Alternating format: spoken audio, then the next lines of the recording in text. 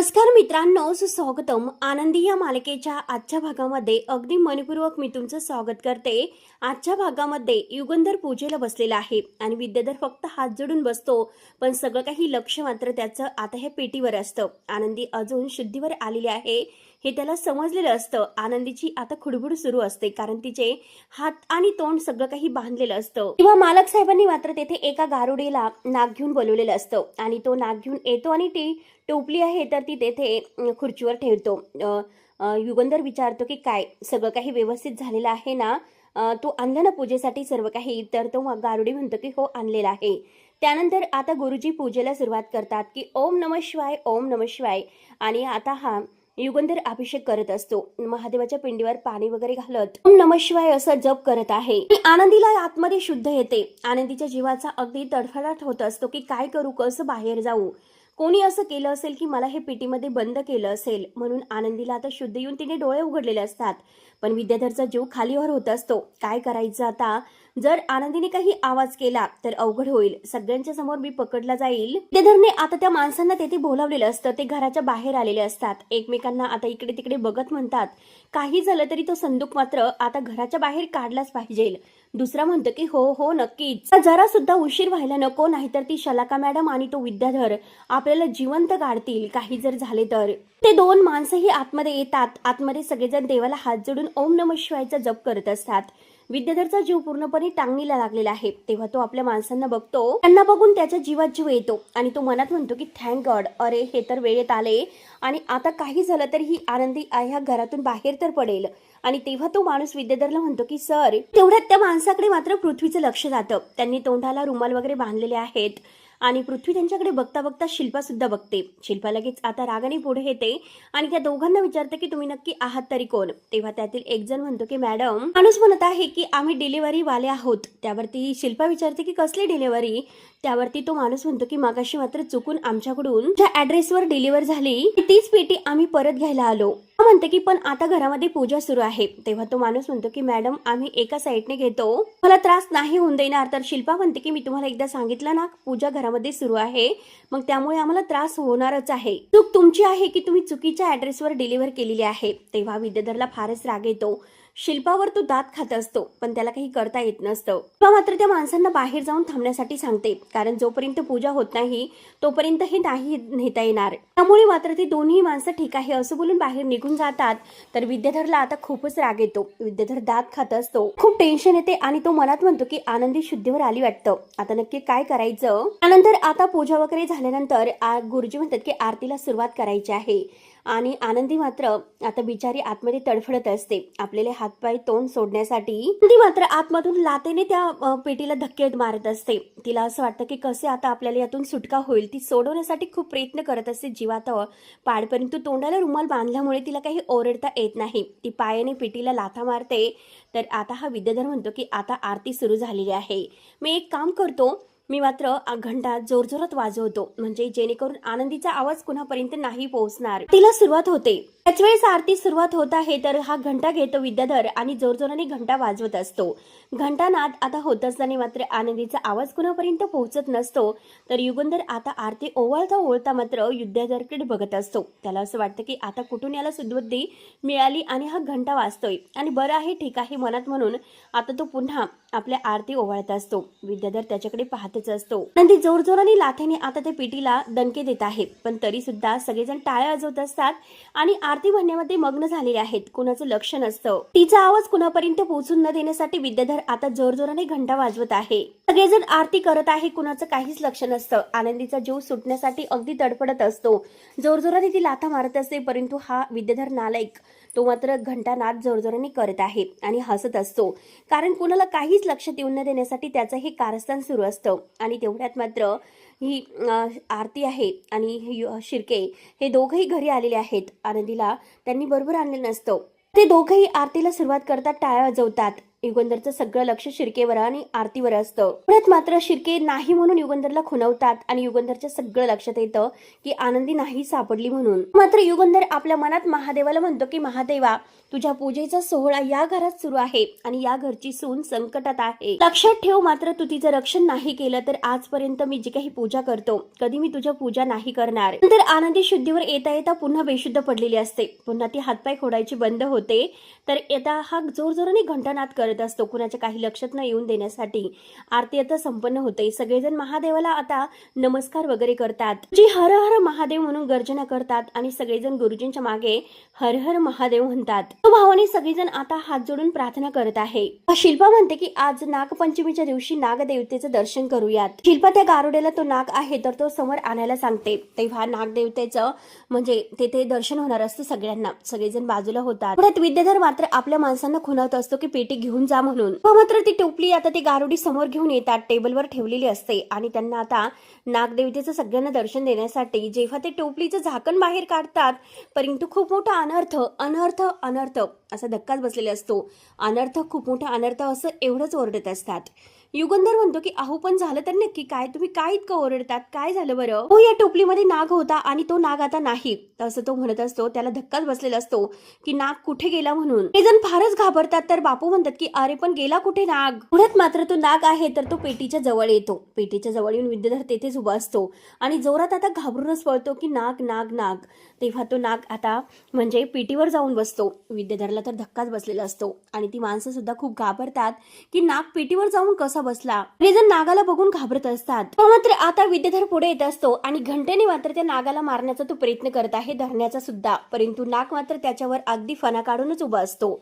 नाग आता त्याला जवळच येऊन देत नाही. त्या गुंडावर आणि विद्याधरवर तो जोरदाराने फणा काढतो. तेव्हा धनश्री ओरडते की अहो कशाला विषयाची परीक्षा घेतात? नका ना त्यांच्या जवळ जाऊ, राहून द्या, ते पकडतील, आहे ना ते गारुडीतील, पकडतील. तेव्हा विद्याधर मात्र त्या गारुडीला म्हणतो की अरे काय बघतोस, नाग पकड तुझा, कशाला मात्र तू इतकी परीक्षा घेतोस, पकड पटकन तो नाग तुझा. तेव्हा तो गारुडी म्हणतो की हो हो थांबा थांबा. शिर्के म्हणतात की अरे विद्याधर बाजूला व्हा, होईल नाग पकडला जाईल, तुम्ही बाजूला हो बरं. सगळेजण विद्याधरला बाजूला व्हा करत असतात. परंतु हा विद्याधर ऐकायला काही तयारच नसतो. तो मात्र नागावर धावून जात असतो पण नाग काही त्याला जवळ येऊनच देत नाही. मस्त पेटीवर बसलेला असतो. तो गारुडी सुद्धा नागाला पकडायला जातो परंतु नाग त्याच्यावर सुद्धा फणा काढूनच उभा असतो. तो काही त्याला पकडून देत नाही. विद्याधर, गारुडी आणि ते गुंड यांना कुणालाच तो जवळ येऊन देत नसतो आणि फणा काढून त्या पेटीच्या बाहेर काही तो जात नसतो. पेटीवरच बसलेला असतो.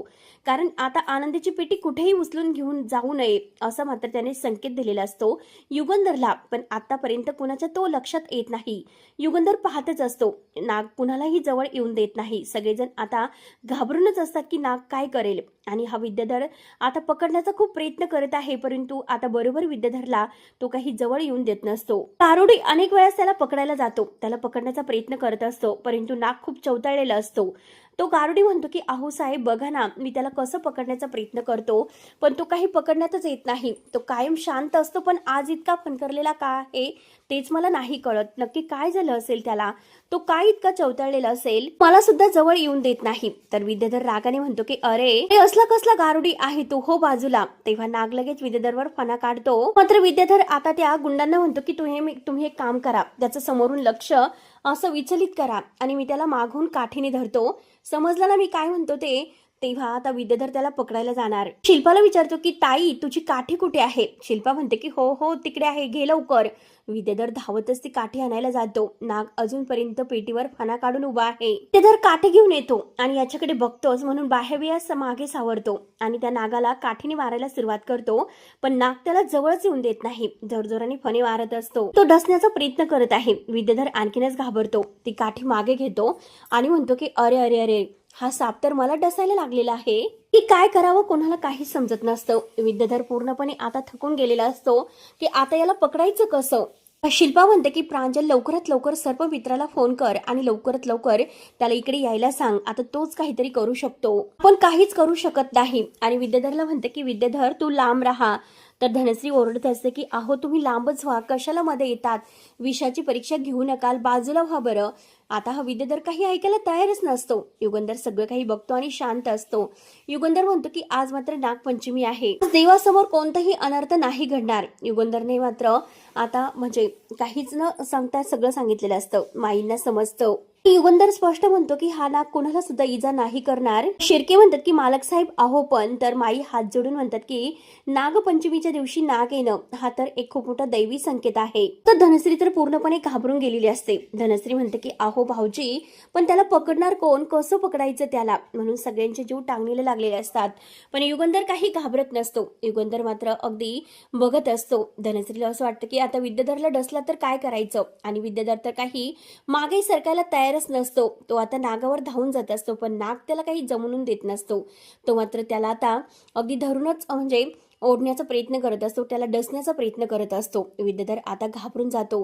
त्याला असं वाटतं की हा तर आपल्या अंगावर फणा काढून येतोय, मग आपण त्याच्या जवळ जायला नको. ते गुंड सुद्धा आता लांबूनच मजा बघत असतात. ते सुद्धा खूप घाबरलेले आहेत. आणि गारुड्याला जर मात्र तो का नाग काही जवळून येऊन देत नसतो. प्रांजल घाईने सर्पमित्राला फोन करायला जातो. आता युगंधरच मात्र आता काहीतरी म्हणतो आणि तोच पुढे येतो. धनश्री म्हणते की काय बोलतात. युगंधरच्या लक्षात आलेलं असतं की आता त्याला अगदी डवचून नाही तर प्रेमाने हात जोडून आणि देवाचं नामस्मरण करून त्याला आता कसं नागाला काढून द्यायचं हे युगंधरला माहिती असतं. म्हणून युगंधर घाबरत नाही आणि सगळ्यांच्या समोर येतो आणि शेवटी नागदेवतेला हात जोडतो. तेव्हा आता युगंधर पुढे येतो. युगंधर न घाबरता नागाच्या जवळ आलेला असतो, पण नाग सुद्धा चमत्कारिकच असतो. नाग काही युगंधरला काही फणा वगैरे काढत नसतो आणि युगंधरने आपल्या आनंदीसाठी प्रार्थना केलेली आहे. आनंदी आता पेटीमध्ये बेशुद्ध पडलेली असते. युगंधर मनामध्ये म्हणतो की हा नाग पेटीवर येऊन बसला, हा केवळ एक योगायोग आहे की याला काहीतरी आपल्याला सांगायचं आहे. म्हणून युगंधर न घाबरता पुढे आलेला असतो. त्यावरती बाबा म्हणतात की अरे बापू, अरे हे बघ युगंधर, सावकाश जरा, अरे घाबरू नकोस, नाग तुझ्यावर फणा काढून येईल. युगंधर घाबरत नसतो आणि नाही बापू असं म्हणतात. मात्र युगंधरला फणा सुद्धा काढत नाही, काहीच करत नाही. तर आता पूर्णपणे शॉकच होतो. तो पाहतच असतो की नक्की आता युगंधरला तर नाग काहीच करत नाही आणि आपल्याला तर जवळ सुद्धा येऊन देत नसतो. आणि आता त्याला शॉकच बसलेला असतो की युगंधर मात्र हात जोडून त्याच्यासमोर उभा आहे आणि आपल्याला तर त्याने जवळ सुद्धा येऊन दिलं नाही. युगंधरने आता नागाला हात जोडलेले आहेत. मनामध्ये तो ओम नमः शिवाय, ओम नमः शिवाय असं म्हणतो. नाग काहीच करत नाही. नाग एकदम शांत होतो. चवताळलेला नाग शांत होतो आणि विद्याधर तर आता पाहतच असतो की काय करावं. मित्रांनो, चमत्कार तर फारच मोठा होतो. इतका मोठा चमत्कार झालेला असतो. पण आता जेव्हा तो आपला हात पुढे करतो तेव्हा खरंच नागदेवतेचा म्हणजे नागपंचमीचा एक चमत्कार मोठा झालेला आहे. सगळेजण पूर्णपणे शॉक होऊन बघत असतात की युगंधर नागाच्या पुढे आलेला आहे आणि नागासमोर फक्त त्याने आपला हात धरलेला आहे. नाग लगेच आता युगंधरच्या हातावर चढतो आणि युगंधरच्या हातावर चढून आता जसं महादेवाच्या पिंडीला मात्र तो वेढा घालून बसलेला असतो, तसा आता हा नाग युगंधरच्या हाताला वेढा घालून बसलेला आहे आणि फणा मात्र त्याने आता सगळ्यांकडे केलेला असतो. माई मात्र घाबरत नसतात. माईंना दैवी संकेत माहिती आहे. युगंधर घाबरत नाही, पण सगळेजण मात्र आता इतके धक्क्याने लाल झालेले आहेत.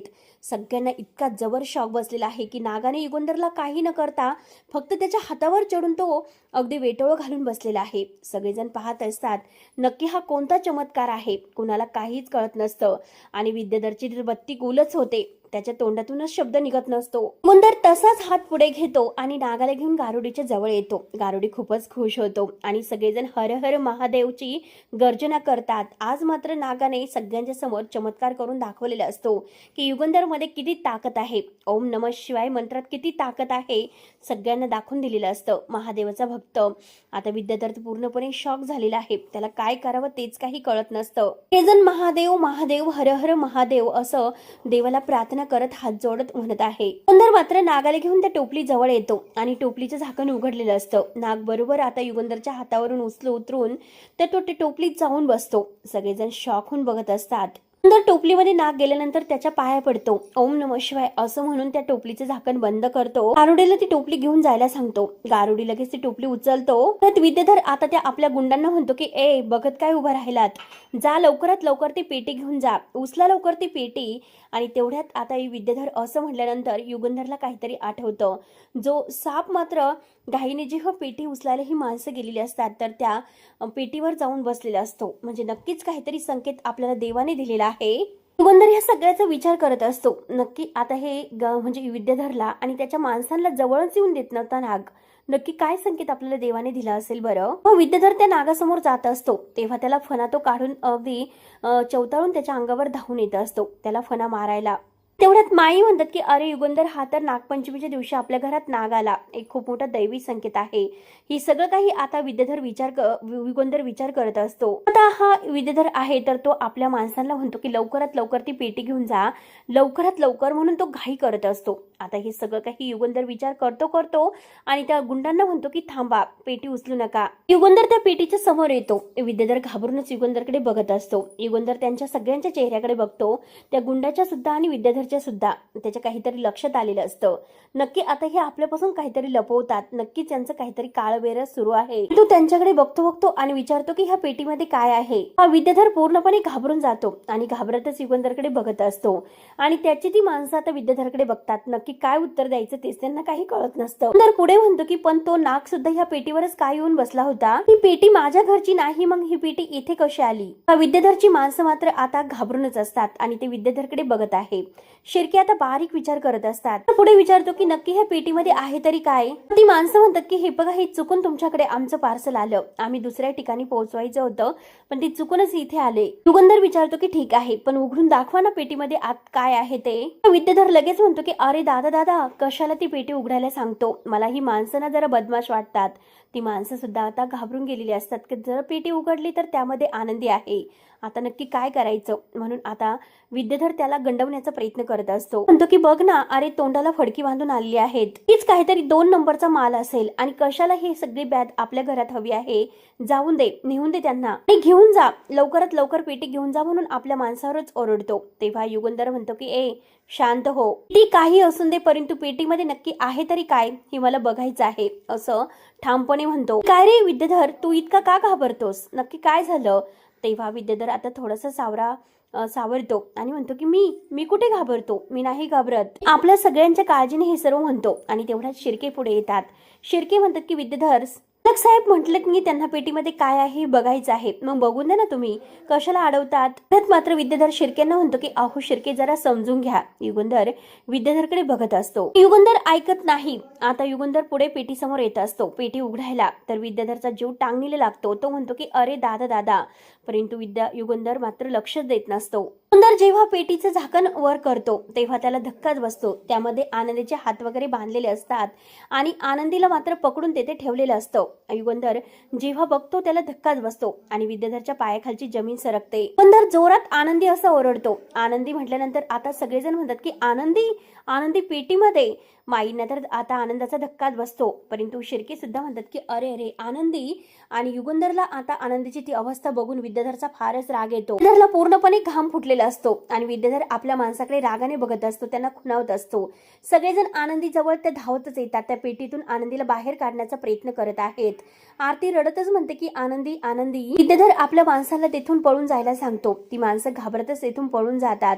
युगंधर आता हात सोडत असतो आणि ही आरती तिचे पाय वगैरे सोडत असते. अली म्हणते की ही तर घर सोडून गेली होती ना. तर आता युगंधर आणि आरती आनंदीला बाहेर काढत असतात हाताला धरून. आरती आता घाईने आनंदीला बाहेर काढते, तर युगंधर तिला उचलतो आणि साखरेचं घाईघाईने पाणी घेऊन यायला सांगतो घाईने. आणि रागानेच मात्र शिर्केंना म्हणतो की शिर्के, त्या माणसांना सोडायचं नाही, ती माणसं तोपर्यंत पळून गेलेली असतात. आणि युगंधर आनंदीला उचलतो. युगंधर आनंदीला उचलून घेऊन जात असतो आणि तेवढ्यात पृथ्वी रागानेच बघत असतो. पृथ्वीला असं वाटतं की आता यांना किती काळजी आहे आणि शेवटी आता शिर्के त्या माणसांच्या मागे धावतच जातात, त्यांना सोडू नका. परंतु आता कुणाला काहीच कळत नसतं की नक्की हे सर्व कसं घडलेलं आहे आणि काय. आता शिल्पा ही गुरुजींना हात जोडते, नमस्कार करून त्यांना जायला सांगते. गुरुजी आणि ती गारुडी निघून गेलेले आहेत. आतमध्ये जायला निघते तर पृथ्वी म्हणतो की आत्या. तर शिल्पा थांबते. पृथ्वी आत्याच्या समोर येतो. पृथ्वी विचारतो की आत्या तू कुठे निघालीस, कुठे चालली. शिल्पा म्हणते की तिला बघायला. त्यावरती पृथ्वी म्हणतो की अगं आपल्याला काय फरक पडतो. पृथ्वी प्रांजल आणि मिताली या सगळ्यांना म्हणतो की चला सगळेजण आपापल्या कामाला लागा, आपल्याला काही फरक नाही पडणार. आता लगेच शिल्पा म्हणते की अरे पण युगंधर. तर पृथ्वी म्हणतो की आत्या, मिस्टर निंबाळकरांचा प्रॉब्लेम आहे, आपला नाही. ऐकलत ना तुम्ही, चला लवकरात लवकर. पृथ्वी आणि प्रांजलला तो रूम मध्ये घेऊन जातो. आता माई आणि बापू हे शिल्पाच्या समोर येतात. माई म्हणते की शिल्पा, अगं तू कशाला मुलांच्या नादी लागतेस, पण शिल्पा काही न उत्तर देता तोऱ्यातच आता रूममध्ये निघून जाते. माई आणि बापू म्हणतात की अगं अगं शिल्पा. धनश्री सुद्धा रागानेच तोऱ्यात आपल्या रूममध्ये निघून जाते. माई म्हणतात की बघितलंस का नक्की काय चाललं. तिची या अशी अवस्था झालेली आहे आणि सगळेजण खुशाल निघून गेलेत. किंवा आता बापू सुद्धा म्हणतात की हो ना, आणि हे आपल्या समिधाचे संस्कारच नाहीत. म्हणतात की अगं पण तिकडे तो शिर्के एकटा पडलेला आहे, चल आपण त्याला मदत करूया, चल लवकरात लवकर. आई म्हणतात की हो हो चला चला. आणि तेवढ्यात आता हा विद्याधर त्याच्या तर म्हणजे डोक्यातून पाणीच वर गेलेलं असतं. त्याला काय करावं तेच काही सुचत नसतं. तो चवताळून म्हणत असतो की अरे अरे जायला हातात आलेल्या सगळ्या प्लॅनचा बट्ट्याबोळ झाला. ही आनंदी परत घरात आलीच तर माझे मान यामध्ये अडकायला नको म्हणून झालं, म्हणून तो आता घाबरत असतो आणि यामध्ये आपलं कुठेही नाव यायला नको म्हणून काहीतरी प्लॅन करण्याचं ठरवतो. आनंदी बेशुद्ध पडलेली आहे. युगंधर तिच्या जवळ आहे. तर मित्रांनो शेवटी हा भाग येथे संपतो. पुढील भागामध्ये मात्र आनंदी अजूनपर्यंत शुद्धीवर आलेली नाही. युगंधर तिला आपला म्हणजे मांडीवर तिचं डोकं ठेवतो आणि तिला पाणी पाजत असतो. तर आनंदीला जोराचा ठसका लागतो आणि ते पाणी आहे तर ते युगंधरच्या कुर्त्यावर सांडतं. तर शिल्पा लगेच रागाने म्हणते की जा लवकर उठ युगंधर, तो कुर्ता बदलू नये. आरती सुद्धा तेथेच असते. तर युगंधर आता शिल्पाला म्हणतो की नाही, कुर्त्यापेक्षा मला आनंदीच्या जीवाला जो त्रास झालेला आहे तो जास्त महत्वाचा आहे. आणि कोणी आता ही आनंदीची अवस्था अशी केलेली आहे ना, तर त्याला आनंदीचा म्हणजे युगंधर काय करेल आणि युगंधरचं खरं रूप काय आहे हे अजूनपर्यंत माहिती नसेल.